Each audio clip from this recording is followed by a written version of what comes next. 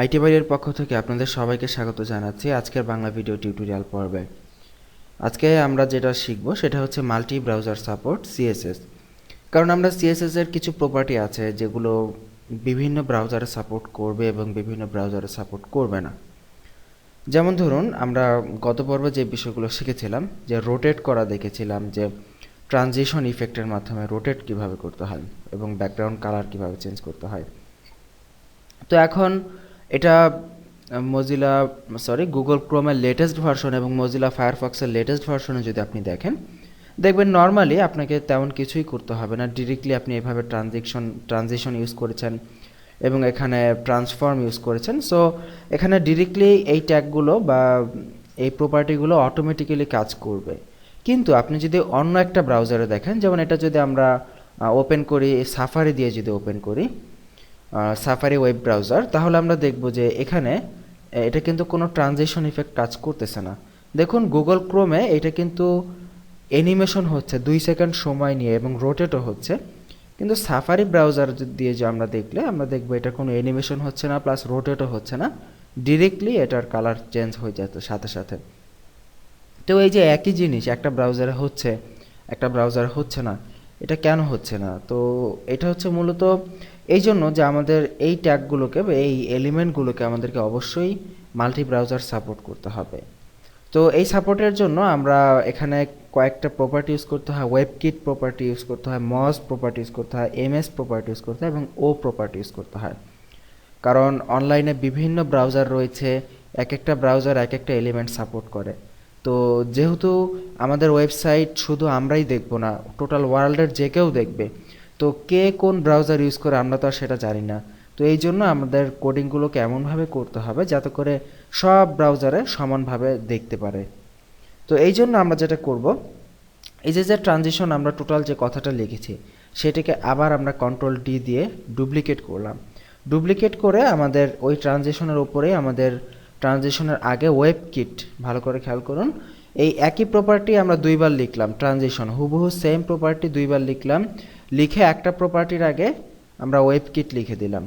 এবার যদি সেভ করি এবং এবার যদি আমরা সাফারিটা দেখি, দেখব যে ট্রানজিশনটা কাজ করতেছে। এই ওপরে ওয়েব কিটটা না থাকলে, এটা যদি আমরা কেটে দিয়ে দেখি, তাহলে দেখা যাবে যে ট্রানজিশন কাজ করতেছে না, এটা সাথে সাথে ব্যাকগ্রাউন্ডটা চেঞ্জ হয়ে যাচ্ছে। কিন্তু যদি আমরা ওয়েব কিট দিয়ে ট্রাই করি, দেখব যে ট্রানজিশনটা হচ্ছে, মানে 2 সেকেন্ড সময় নিয়েই এটা কালারটা চেঞ্জ হচ্ছে। তো তার মানে এখানে একটু জিনিস বুঝতে পারলাম যে ওয়েব কিট যখন ব্যবহার করলাম তখন কালারের বিষয়টা, মানে শুধু ব্যাকগ্রাউন্ড চেঞ্জের বিষয়টা এখানে সাপোর্ট করতেছে, কিন্তু এখানে যে রোটেটিংয়ের যে বিষয়টা ছিল সেটা কিন্তু এখনও পর্যন্ত সাফারিতে সাপোর্ট করতেছে না। সো রোটেটটা সাপোর্ট করার জন্য সাফারিতে আমাদের ঠিক একই কাজ করতে হবে। কন্ট্রোল ডি দিয়ে আমরা এটাকে ডুপ্লিকেট করলাম এবং ট্রান্সফর্মের আগে আমরা ওয়েব কিট কথাটা লিখে দিলাম। লিখে এবার যদি পেজটা রিফ্রেশ করি F5 দিয়ে বা এই আইকনে ক্লিক করে, এবার দেখব ট্রানজিশন ব্যাকগ্রাউন্ড কালারও কাজ করতেছে, ট্রানজিশনও কাজ করতেছে এবং রোটেটিংও কাজ করতেছে, সবগুলো এখানে কাজ করতেছে। তার মানে বুঝলাম এটা হচ্ছে, এই সাফারিটা হচ্ছে একটা ওয়েবকিট বেসড ব্রাউজার। এখানে আমরা ওয়েবকিট ব্যবহার করার পরেই কেবলমাত্র সাফারিতে এটা কাজ করবে। তো এরকম আরও কিছু প্রপার্টি আছে ওয়েবকিটের পাশাপাশি যেগুলো আমরা ইউজ করব। মজ প্রপার্টি আছে এবং এখানে আরও একটি প্রপার্টি আছে এমএস প্রপার্টি, আরও একটি প্রপার্টি আছে ও প্রপার্টি। আমরা এই কয়টা প্রপার্টি, ওয়েবকিট, মজ, এমএস ও, এই 4টা প্রপার্টি আমরা এই ট্রানজিশন ট্যাগের জন্য আমরা এখানে ইউজ করব। এবং শুধু ট্রানজিশন না, সিএসএস এর আরও কিছু প্রপার্টি আছে যেগুলোর জন্য আমাদের ইউজ করতে হবে এবং যখন সেগুলো আসবে আমরা আপনাদেরকে দেখানোর চেষ্টা করব। তো যেহেতু ট্রানজিশন একটা কমন প্রপার্টি, সো আমরা এখানে ট্রানজিশনটা দেখালাম। ঠিক একইভাবে ট্রান্সফর্মের ক্ষেত্রে আপনাকে আরও টোটাল 4টি এলিমেন্ট আপনাকে নিতে হবে। এখানে মজ, এমএস এবং এখানে নিতে হবে ও। দ্যাট মিনস এই কয়েকটি প্রপার্টি আপনি যদি সাকসেসফুলভাবে সেভ করে দেন, তাহলে মোটামুটি আশা করা যায় যে ম্যাক্সিমাম এইগুলাই, মানে যে ব্রাউজারগুলো আছে, ওয়েব ব্রাউজারগুলো, সেগুলোতে আপনার ওয়েবসাইট সাপোর্ট করবে এবং ইন্টারনেট এক্সপ্লোরার ক্ষেত্রেও সাপোর্ট করবে। দেখুন, এই প্রপার্টিগুলো লেখার ফলে আমাদের গুগল ক্রোম, মজিলা অথবা সাফারি, এগুলোতে একটাতেও কোনো প্রবলেম ক্রিয়েট হচ্ছে না।